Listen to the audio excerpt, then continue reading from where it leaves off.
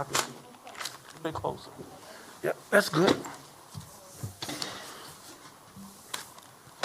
Anyway, don't get no. There you go. All right, John, are we ready? All right, well, good afternoon. We're going to start today, as we always do, with our latest numbers. We've now lost 1,243 Detroiters to COVID-19. That's 6 more than we reported yesterday, and while that's a lot smaller than we were seeing not too long ago, it's still far too many. I'm going to start with what I always start with, which is our chart, and here's the question is, are we continuing to drop the deaths week to week? This is the single best measure of whether it's going down or going up. As we ramp up testing, we're going to see more and more positives. That's a good thing, but can we bring this virus down to the point that our neighbors are surviving it? And so, again, I continue to show you 5 weeks ago, 284 deaths when we were at the peak of this epidemic.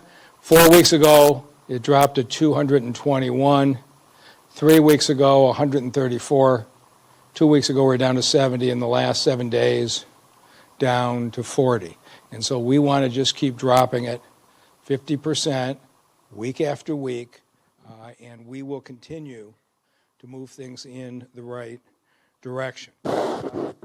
Testing is critical. Everybody knows how obsessed I am, but today I have a partner with me who has been just as obsessed with it, and he's driven by a personal mission. But we have started now with our residents over the age of 60, and I will say it again, anybody who lives in the city over the age of 60, you can get tested for free at the fairgrounds. You have to make an appointment. We have had a bunch of people just drive up. It doesn't work like that. You've got other places in the country where people sit in their car for 7 hours waiting for a swab. We don't do that because Quicken has been good enough to set up a call-in center. And so you can get an appointment within 24 or 48 hours. It's not a problem. You can pick the time that's good for you. You can say, I want to come in Monday between 2 and 3. But please call and make an appointment. We're going to do this for those over 60 throughout the rest of next week and then see where we are. But I'm really hopeful that in the not too distant future, we just open this up to every single Detroiter, regardless of age, so that everyone in this city can get tested. Separating the infectious from the non-infectious with testing is the centerpiece. Now, what I ultimately want to build to is a system in this city where you've got a main testing site at the fairgrounds, but you also have a whole series of community sites where you can get tested closer to your home. Mitch Albom's done something in Highland Park. Rite Aid Pharmacy's done something in Wyoming. Dr. Phil Levy has done different pop-ups at Wayne State through the city. Those are all valuable, and we want more of those. But there has been a leader in neighborhood testing who's been just relentless in what it has taken for him to line up test kits and lab results and people to do the swabbing. It's been remarkable to watch, and I think people in this town know Reverend Horace Sheffield himself, like Chief Craig, who's with us today, had to fight off the coronavirus. They're not under any illusion about how dangerous this is. It is really important that we stop the spread in the city. And so Reverend Sheffield and Dabo have started their own series of neighborhood testing sites. It is phenomenally successful in what they're doing. It's what I hope over the next month we see more and more churches and more community groups do, because that's what we'd like to have, is multiple testing sites across the city. And so I asked Reverend Sheffield if he would come here today, talk about his personal experience with COVID-19, but also let Detroiters know about his testing site, what's available, how you can get an appointment to go there. And I'm hoping that we have a few other folks in this community who listen to Reverend Sheffield's story and say, I can do that too, and start up some testing sites of their own. So with that, Reverend Sheffield. Well, thank you, Mayor. I want to share my appreciation for how testing has evolved, knowing that you've made some adjustments to make certain folks could have access to testing who might not have it otherwise. I was in New York against the better judgment of many people to have a meeting with Reverend Sharpton and some of Bloomberg's persons over the Greenwood Chamber of Commerce, which you know was bombed in 1919. I chair the board of the rehab there. And I went, and right after the meeting, I felt so bad. Never felt so bad in my life. And the reason I'm in the testing, Mayor, is because when I got home, most of the testing protocol would not allow me to get a test because I didn't have a fever. And my wife, who's a nurse practitioner, works in the St. Joseph Mercy System, arranged for me to get a test, and I found out that I was positive. Let me just say that I want to thank Premier Quality Health Centers that's doing our testing, Platform Health, Demetrius Johnson, the former Detroit linebacker, and Mike Jones from the NFL have Platform Healthcare. They're providing our testing. We just got a great network of agencies that work with us, Dable Disability Network and the CLASS Agency. I also want to give a shout out to my sponsors, and I'm going to go into community testing sites, but 315 Cannabis, DMC Sinai Grace, of course, your former affiliation with DMC, DTE Energy, Comerica Bank, Massive Lifestyles, Renaissance Chapter Links, and UAW President Roy Gamble and Mayor Mike Duggan. Everything that I've done all along, I've emailed the mayor and made them aware of what I needed to do, and hopefully some of my prodding and pushing will lead to more community sites. So we have basically a few different sites. Dable Sheffield Center will be testing at DMC Sinai Grace, which is 48235, which has the highest instance and highest numbers. Northwest Activity Center, Perfecting Church in Wayne County Community College District. We're averaging about 150 phone calls per day of people interested in getting the testing done. The testing registration, you call 313-706-2750, 313-706-2750, or email us at testing@DableDetroitINC.com. So we're glad to be a part of this compendium, this platform of care. Testing is so important. People need to know. I'll just leave this little story. A member of my church who works in a public space, going to work every single day, was tested last Tuesday and found out she was positive. And she had to go back through contact tracing and let people know. We do have an agency, the CLASS Agency, who's following up, Mayor, with everyone who tests positive, so we can inform them what they need to do, who they need to talk to, and follow up on a long-term basis to make certain that they don't test, that other people around them know that they tested positive and have access to testing as well. So the number again, 313-706-2750, 313-706-2750, and just email us at testing@DableDetroitINC. We're doing testing tomorrow and Sunday, every weekend, and then some days during the week. Tremendous leadership from Reverend Sheffield, and we are going to beat COVID-19 as a community with leaders like this. We also are bringing back another leader. So in the last few weeks, one of our cabinet officers, Bethany Mellitz, the chief administrative officer, left, and it created a vacancy. She was running a lot of departments, and I needed to hire somebody to fill that job. And all I could think about was who could do the most to help protect Detroiters. And the reality is coronavirus is going to be with us for a long time. We're not going to wait this out in 2 or 3 weeks and it's going to be gone. Now we have to figure out how to reopen businesses in this city and do it safely so we don't cause a spike. That's going to take a lot of work in the coming months. Then we'll hit flu season, and Dr. Redfield, the head of the CDC, has already indicated that when December and through February comes up in the regular flu season, we could have a COVID-19 spike that's more severe than what we experienced here in March and April. And when you think about the deadly effect on the African-American community, I just thought, I want somebody who's qualified to protect the health of Detroiters, ideally somebody who would lead our COVID-19 response for the next year. And as I started to think about it, in my mind, there was only one candidate. And Conrad Mallett was at the Detroit Medical Center before I was. But in my first year in 2014, the DMC board all but ordered me to close Sinai Grace Hospital. It was losing $40 or $50 million a year. It had a great deal of problems, and they wanted it shut down. And I got the board to give me 6 months. And Conrad Mallett went in as the president. He had been in the corporate offices. And I sat with the leadership of that hospital. And I said, everything has to change. The culture has to change. The professionalism has to change. The cleanliness has to change. And you're either going to back new leadership or I'm not going to have any choice. And what I watched happen was remarkable. I saw somebody who was a son of Detroit go into the last hospital on Detroit's west side and say, we're not going to lose this hospital for this community.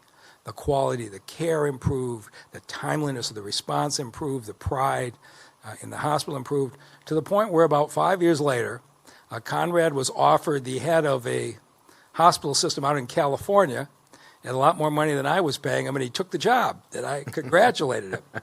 The next day, half the doctors at Sinai Grace were in my office, and they were yelling at me, saying, you can't let him go. You have to make him stay. I said, I can't make him stay. He's got a great job offer. They said, we're not out of the woods yet. We need Conrad Mallett here. I said, well, then you need to go tell him how important you are. And after he had publicly announced he was taking the job in California, the doctors and the nurses convinced him to reverse that decision and stay at that hospital. He turned down a lot of money because he cared about this city. He cared about this community. And Sinai Grace would not be there today if it weren't for Conrad Mallett. And so as I look over the next year and say, who do we need in leadership? When you're talking the former Chief Justice of the Michigan Supreme Court, I felt like the only position appropriate would be deputy mayor. He'll be paid exactly the same as Bethany Mellis. This isn't costing us $1 more than what we were spending and what we had in the budget. But he's going to function as deputy mayor. He's going to lead the overall effort to deal with COVID-19 going forward, including the health department and the civil rights department and a number of the other operations. And he's going to start a week from Monday. And I could not be more pleased to welcome back to the city of Detroit, Conrad Mallett. Mr. Mayor, thank you very much. I appreciate it. As some of you know, this is my third go-round, Mr. Mayor, on the 11th floor. I was there under the legendary Coleman Young as one of his chief executive assistants. I was there during the first 90 days of the Kilpatrick administration.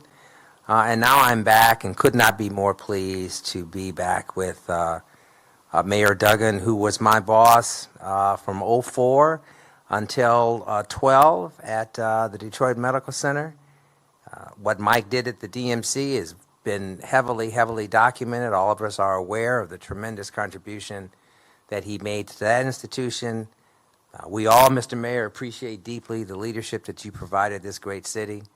And it's my pleasure and it's my honor to come back to the city of Detroit in an executive capacity. I'm very excited. I'm very pleased.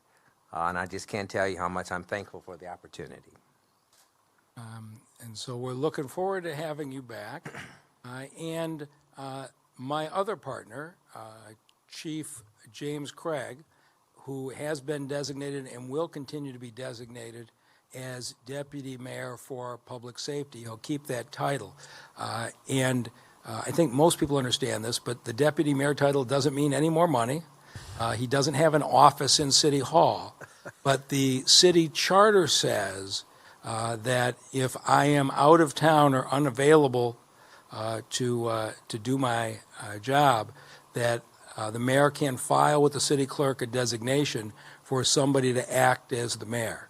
And I have designated Chief Craig for this reason.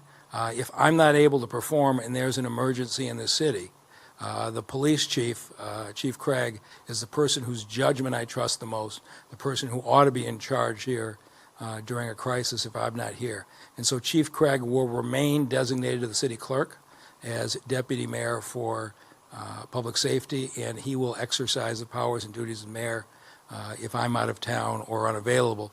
And so we will have Conrad driving the overall health response of the city, and Chief Craig remaining on the public safety side. And I think the blend of the two is going to leave this city. I mean, this is the question is, how do we best protect Detroiters? And I look at the team that we've got here, along with Denise Fair, the health director, and I feel like we've got as fine a team protecting the health and safety of our citizens as you can find anywhere. And so here to give us an update on how it's going at the police department is Chief Craig. Thank you, Mr. Mayor. And Mayor, I just want to start by acknowledging you once again, not only for your leadership, but certainly for the confidence you have shown in me during my time. We've gone through some highs and some lows, but through it, you can't be successful unless you're not part of a successful team, and that's really a direct reflection on your leadership. Reverend Sheffield, I just want to acknowledge you as a community leader, someone who saw an issue, and both of us, we're passionate. We're both, I guess we can say, COVID survivors, and just the passion associated with that, and really going out and doing something that's going to really be part of making a difference going forward. And last, congratulations certainly to Conrad. It's great to work with you again. Thank you, Chief. Certainly I enjoyed our time together when you were on the police commission, and so I look forward to that, and whatever we can do together, look forward to it. Absolutely. But, as the mayor indicated, I have the good fortune of talking to police chiefs around the country, usually once a week, to talk about a variety of issues, and they all want to know what's going on in Detroit. You might remember some 3 weeks ago, we had as high as 650 members of our department quarantined. And many asked me, said, how are you running a police department? Before you know it, the entire police department is going to be quarantined. We knew what we were doing. We knew that this was about protecting the safety of the men and women out there doing the difficult work, but also protecting our community. And we figured out early on that we were infecting ourselves. So we had to take some measures, very aggressive measures. And I guess looking at my executive and command team, who just did a marvelous job in making sure there was no disruption in service. And I'm deeply humbled and thankful for that. So when you talk about today's number, when you look at the number of members of our department who tested positive, for the last 3 days, we were at 313. Interesting, it's our area code, but 313 for the last 3 days, which clearly shows a decline in the number of cases while we've tested the entire department. So as of today, we're at 314 members of this department who have tested positive for COVID. As of today, and this is one of the lowest numbers we've seen since we started testing, 23 members of our department have tested or are still positive for COVID. Of that number, 9 are sworn and 4 are civilian. Quarantine numbers, as you heard me talk about the quarantines, total quarantines were 1,152 since we started the quarantine effort. However, today, we have 59 members of our department quarantined. Of that number, 48 are sworn and 11 are civilian. So again, we're continuing to move in the right direction. And then when you talk about those who have been returned to duty, from those who were placed off duty through quarantines, positive COVID, we had a total of 1,091 return to duty. Sworn, 869, civilian, 222. And so all great news. And I'll tell you another piece of great news as I close out my remarks. When we look at the number of officers that have been in the hospital for COVID, these were serious cases. Many of them were either on oxygen or a ventilator, some very grave cases. At one point, we had as many as 13 of our members in the hospital. As of today, we have one member, a civilian member of this department, one that remains in the hospital for COVID. So that's a big deal. So what we've done is we broke out the Tier 1, certainly Tier 1 members of our department are those who are in hospitals. We created a Tier 2. Those are the members that have been released from the hospital, but are certainly in recovery, significant recovery. And right now, we have 11 that are at home recovering who were released from the hospital. So very excited to see how well the department is doing in reducing those numbers. But again, I got to give credit in a couple of places, certainly the mayor going out and our acquisition of the rapid testing certainly did wonders of not only returning our officers, but identifying those officers that have COVID.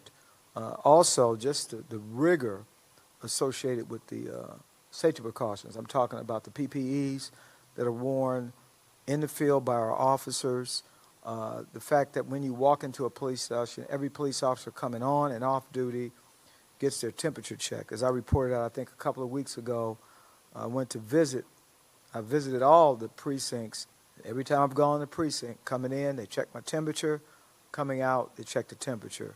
So what we're doing is working and certainly a model for the country. So thank you. Thank you, Chief. And with that, our Health Director, Denise Fair. Thank you, Mayor. And let me personally welcome Conrad Mallett. So glad to work with you. I also like to thank Reverend Sheffield for your partnership and helping to further downward the trend of COVID-19 in our community. So today, as our update, we now have 10,259 confirmed cases and 1,243 deaths. Each loss of life to this virus is not only a loss to their families, but also to our community, and we mourn with you.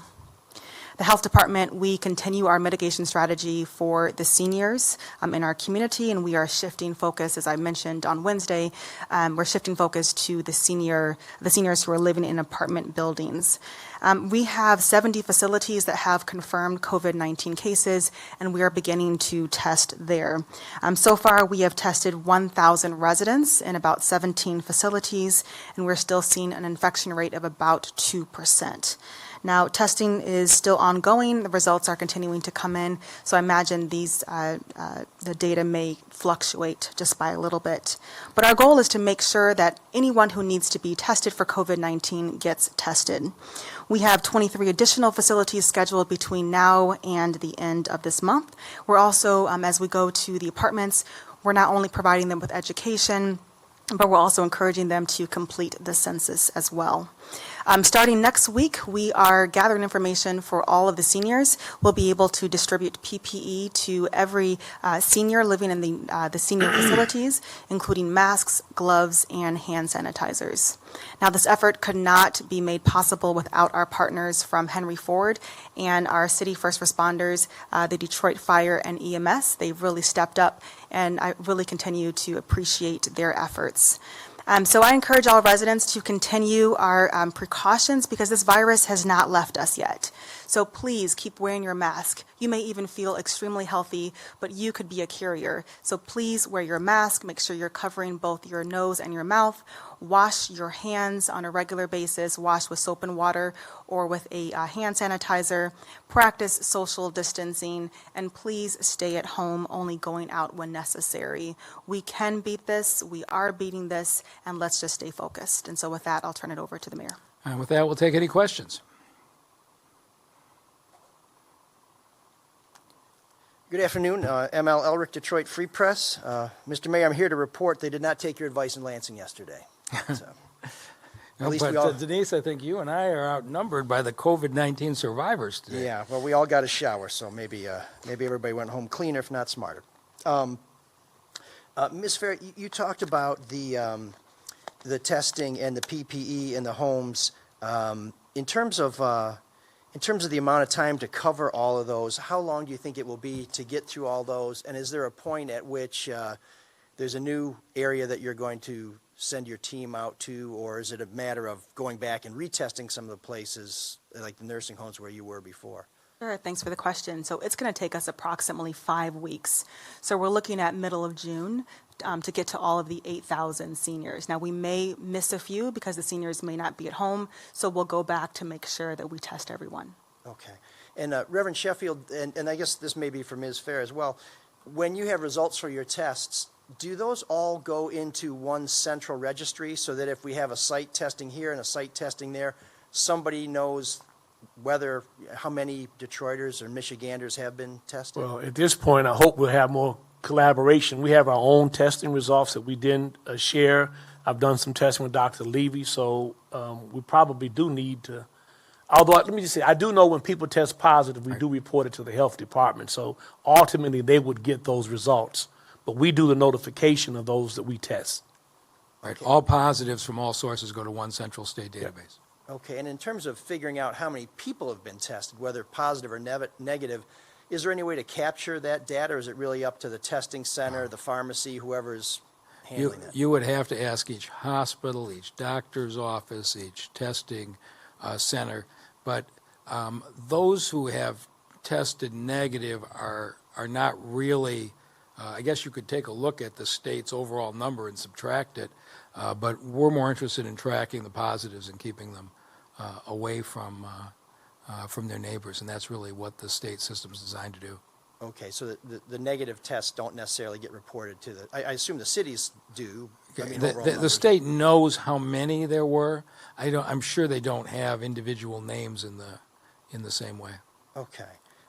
And Chief Craig, given the difficulties of social distancing and turnover in the Detroit Police Department, is there anything you can do or anything the department envisions to try and get an academy class or to help train the next wave of police officers as people retire? Because obviously it's tough to do some of that training when you can't put your hands on somebody. Right, ML, that's a great question. The good news this week, we reopened our academy.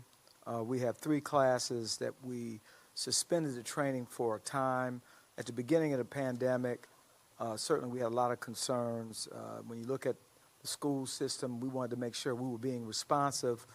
So we temporarily stopped the academy. The academy is up and running.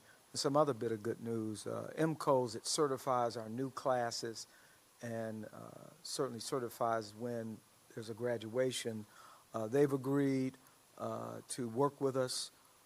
So we are prepped to move forward and start not only hiring, but new classes coming forth. So we're shooting for the end or the beginning of the next month with a brand new class. The other thing that we've been watching very closely during the pandemic, our attrition rate has slowed. And I don't have any real good response to you because of it, but it has slowed. Now, we know that January and July tend to be our big months in terms of the number of people who retire, but absent the retirements, people just leaving to go to other agencies. It's really slowed. Okay. And so But we're recruiting and hiring right now for the Detroit Police Department. Okay. How do people Absolutely. take advantage of that opportunity? You can go to the website. I don't have the number handy right now, but we are aggressively reaching out and touching candidates. So website, Facebook, yeah. Okay. But our goal is 40 people a month all year entering the academy, and that's what they're recruiting to, and they've set up a combination of the distance learning, and it's been fascinating to watch as they've retooled the elements of the training in a way that's appropriate, but we do need to continue to recruit and fill police officers. And for those who may have lost their job someplace else and always felt there was a cop inside them, now's a good time to apply. Okay. Mr. Mayor, the FDA has put out some new, I'm just going to say documentation on the Abbott rapid testing. It's been getting a lot of discussion. You've been very resolute that you're confident that they're accurate. Have you reviewed this new information, and does it do anything to change your feeling that these tests are in fact as reliable as we hope they are? No, I've tracked everything every day on all tests, and if you talk to any doctor or nurse at the hospitals, they will tell you about the false negatives that occurred in the hospital labs. COVID-19 is so new that none of the testing is perfect. And so we've done probably 30,000 tests using BioReference in New Jersey out of the fairgrounds, 2,000 or 3,000 using Garza Labs in Jackson, and about 8,000 using the Abbott 15-minute test. And we track every one of these and the results. And we are very confident of Abbott because of our own experience. As Chief Craig said, 4 or 5 weeks ago, we had 600 officers quarantined at the Detroit Police Department. We started sending all the exposed officers through the 15-minute Abbott test to sort the infectious and the non-infectious, and the infection rate at the department dropped like that. Of the 8,000 that we have tested on Abbott, more than 4,000 are either police, fire, or DDOT. Now, this is why we have confidence. If you have 200 police officers get tested at Abbott and on a Monday, and say 4 are positive, we get them medical care, and the others are negative, they show up for work on Tuesday. First thing that happens, their temperature's taken, they're checked for symptoms. They show up for work on Wednesday. Temperature's checked, they look for symptoms. If we had had the Abbott test not be working, we would have known instantly when people started showing up on Tuesday or Wednesday and said, I just got cleared, how can I be sick? We have found just the opposite. And I think we talked before, Dr. Rahman sent 50 negative results to the state lab because there were suggestions that there could be false negatives. The state lab didn't find a single positive out of those 50 tests. And so based on our experience, with 8,000 of these where we see our own employees being checked every day, I get tested on the Abbott 15-minute test. Denise Fair gets tested on the Abbott 15-minute test. Dr. Dunn, our medical director, has his own tests on the Abbott 15-minute test. We're basing this on our own experience, our own observation, and I guess, Chief Craig, at this point, I think every member of your department has probably been tested on the Abbott 50-minute. How do your officers feel as far as confidence in the test? Oh, they have tremendous, and I'm glad you tossed it to me because I wanted to also add, I read that article. One, it wasn't peer-reviewed, and I think there were 100 samples they were looking at. But if you just look at just nothing else but the police department, I think that says it all. I mean, we have seen a drastic decline, and you know, the thing that's most insidious about this disease is that the asymptomatics, the folks that are walking around who are infecting others. And so we're being proactive. Our officers are going in. We've literally tested the entire department. And as other infections rise, then we'll go in and do some additional tests. But in terms of confidence level, they're extremely confident. So we're going to continue to review every bit of science and every test, but based on our own experience, if I had to choose to get tested tomorrow, which I may, I would go in for the Abbott 15-minute test myself. Okay. In terms of the deputy mayor position, and welcome back, Deputy Mayor Mallett. And Mel, it's good to see you. The city traditionally has had at most one deputy mayor, sometimes no deputy mayors. Now we'll have 2. City employees are giving back some money. We have budget adjustments. How do you justify the expense of another deputy mayor at this time? Yeah, I would not have done anything if it added any expense. And we had 2 deputy mayors when Carol O'Claricon was here. My first couple of years as a deputy mayor on the finance side, as well as Ike McKinnon, who worked as a deputy mayor. But we're doing this in a way, my first priority is protect Detroiters. And given the risk that the African American community has from this virus, first question is how do we best protect Detroiters? Second is how do we make sure we don't increase the budget deficit? And so Conrad Mallett is going in at the exact same salary as the person who left. There is no increase, even though it's a different title. It's no dollar increase. And Chief Craig does not get a single dollar for the deputy mayor title. So we haven't added a dollar to the budget. I wouldn't have done that. But we have, in my mind, if you think about the responsibility I feel to the people of this city every day, the right person leading the health response and the right person leading the public safety response, and we did it by spending no more money. I think people should feel like, I don't know if there's another mayor in the country who's run a hospital system. Then you add the fact that our chief operating officer, Hakeem Berry, came out of a hospital system. Now you've got a deputy mayor who was for 10 years a hospital president. I don't think there's a city in America, and there may not be a state in America, with that kind of health care experience in their political leadership. And the people of Detroit will judge us based on how well we protect them from the coronavirus going forward. And does the designation, as opposed to making him a group executive or a chief, whatever office you want to call it, does the deputy mayor designation mean that if something should happen to you and Chief Craig, God forbid, that Mr. Mallett would step in? So the way the charter works is that from a legal standpoint, the mayor files a document with the city clerk and says you can designate one of your staff to exercise the powers and duties of mayor if you're disabled or out of town. And so Chief Craig has had that document. When Chief Craig was off with coronavirus, I switched that to Eric Jones, the commissioner of the fire department, who I was the person I was most confident leading the city if we had a public safety emergency, if something happened to me. And at that point, everybody was worried about going on a ventilator on coronavirus. I had to be thinking about the city. Once Chief Craig healed, I switched the designation back to him. If Chief Craig were to go away again, I would switch that designation back to Commissioner Jones. So the designation at the city clerk is a very simple designation. In the event of an emergency, the mayor's not available, who do you want running the city? I will always want a public safety official to be that person who's designated. If you were to go see the city clerk right now, you would see the document that's on file that says Chief Craig is the person designated. Doesn't allow me to have a batting order of multiple people. There's only one person that can be designated, and it's Chief Craig. So what should Detroiters take from the significance of the deputy mayor title as opposed to some other title? I would say that somebody who has been a Chief Justice of the Supreme Court and a hospital president deserves the stature of a deputy mayor title.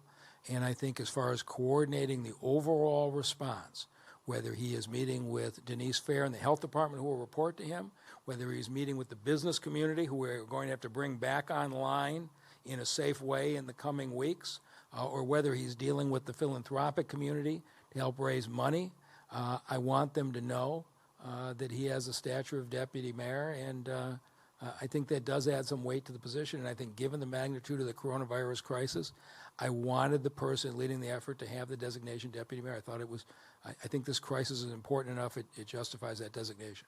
Okay, and Mr. Mallett, is this move back to the city in any way predicated to your position at Tennant, where, I mean, could you stay there if you want? Did you plan to stay there? Did you contact the mayor? Did the mayor contact you? Yeah, the mayor reached out to me. Yeah, listen, I'm a longtime employee at the Detroit Medical Center. I've had a fantastic career there. I said this morning at the cabinet meeting that my sister, Veronica, is applying to be the president of the executive vice president of the University of New Mexico's medical school / health affairs department. And in the second line of her letter of interest, she describes herself and says, "My brother and sister and I have always described ourselves as public servants. My mother and my father were both Detroit public school teachers. And so this is who I am. This is what I do. This is what I have always done." And even when I was at the DMC, I mean, that was a private nonprofit, then became a investor-owned healthcare system. But we delivered care to one of the most medically fragile communities in the country, and it was our pleasure, our honor, and our responsibility. It was another form of public service. So this is just a continuation in what myself and my family's always done. Okay, so if there are people out there saying, well, Conrad Mallett was looking for a job, you're telling us today you could have continued in your I guess for now, Absolutely. current position. That's right. Okay. I went and recruited him, and I think Audrey Gregory is doing a great job at DMC. I think I she's agree. what we needed there. I think you're going to see that place start to go the right direction, which I don't really think it has been in the last few years. But this was a case where I went and recruited Conrad and said, we've got a crisis, a health and economic crisis like the city's never seen. We need you back in city government. Okay, and then in terms of the city's drive-through testing site and some of the collaborations with the health systems, we haven't heard DMC or Tennant's name come up as much as we have Henry Ford, perhaps Beaumont. Mr. Mallett, what was your feeling about DMC's effort to rise to the occasion to help the city of Detroit get control of this thing? So, I mean, I think that the hospitals operated at their highest and best level. As the mayor indicated, I think Dr. Audrey Gregory has done a phenomenal job leading that institution. And I think as the mayor indicated, she has a big job on her hands. She's pushing the organization in the right direction. And the DMC is always going to be, ML, there for this community. And I would defer back to the Detroit Medical Center leadership to talk about their testing effort. That was not part of my responsibility when I was there, so I don't want to misstate or underrepresent. But let's be clear on this. DMC has been a partner of the fairgrounds from day one. Oh, they That's have, true. okay. So I'm sorry. DMC, Henry Ford, and Trinity have been doing that testing from day one. They have never wavered. Beaumont never participated. Okay, It was I DMC, misspoke, yeah. Henry Ford, and Trinity, and I'm pleased to see that Monday Ascension is going to be joining the three of them, so it'll be all four Detroit systems participating together, but DMC has been a major contributor. Okay, that was my mistake. I apologize for that, and welcome back, Mr. Mount. Thank you, sir. Thank you very much.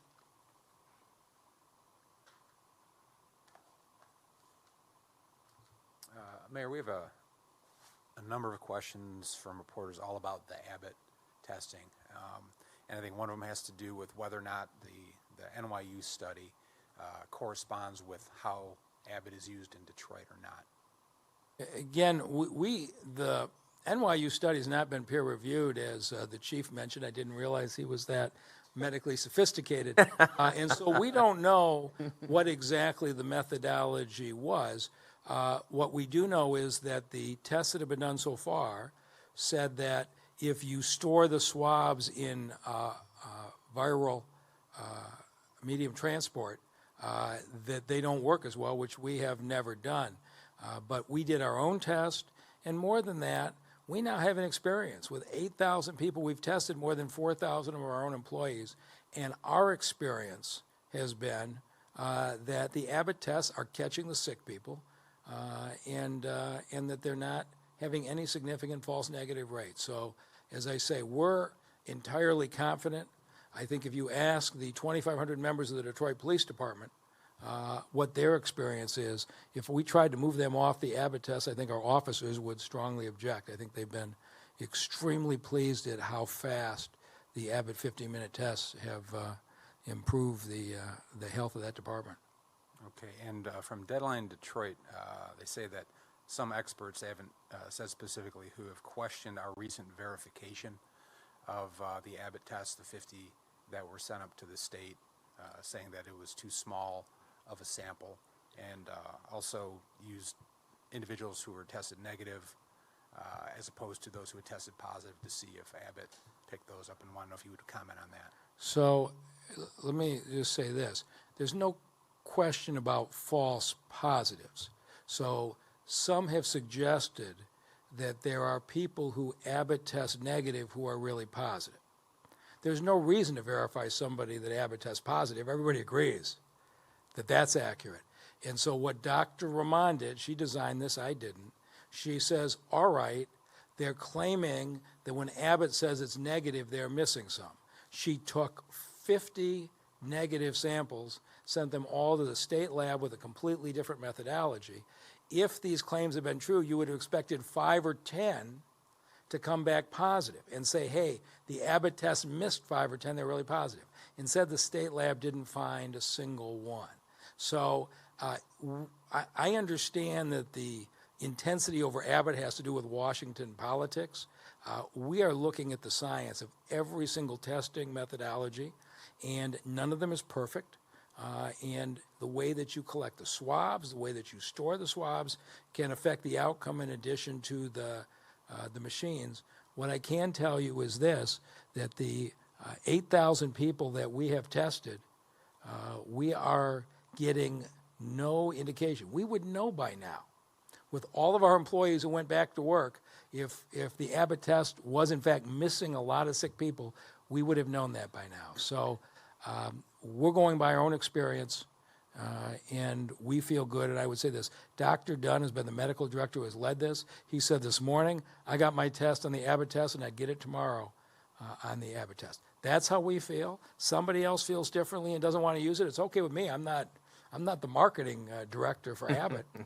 But what it meant to the Detroit Police Department to run hundreds of people through and get an instant yes or no whether you're sick, it just transformed the operation. I can't even begin to describe what it was like. We had 600 officers on patrol, and the chief and I were trying to figure out if there were going to be enough cars to go out the next day.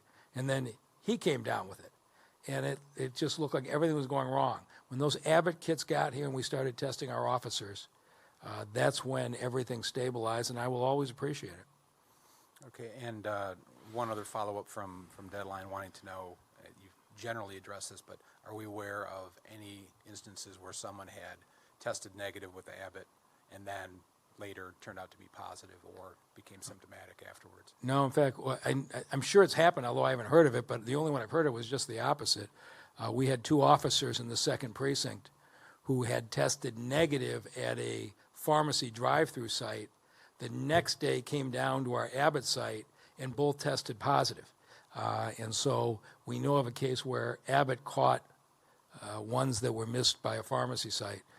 If there's an individual instance where there was a false negative, mathematically every testing system out there is going to have some false negatives, but I'm not aware of any specific cases.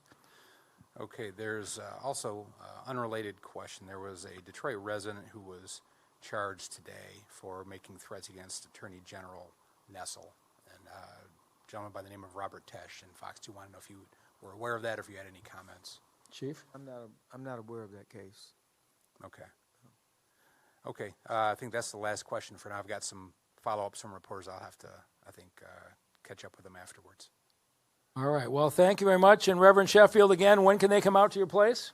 Come out tomorrow, Sunday. We have regular testing dates and sites set up. Just call 313-706-2750, 313-706-2750, testing at DetroitINC.com. Mayor, I have to say this, the Chief and Supreme Court Justice were all Class B.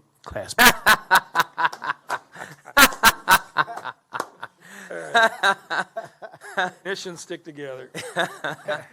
Thank you very much.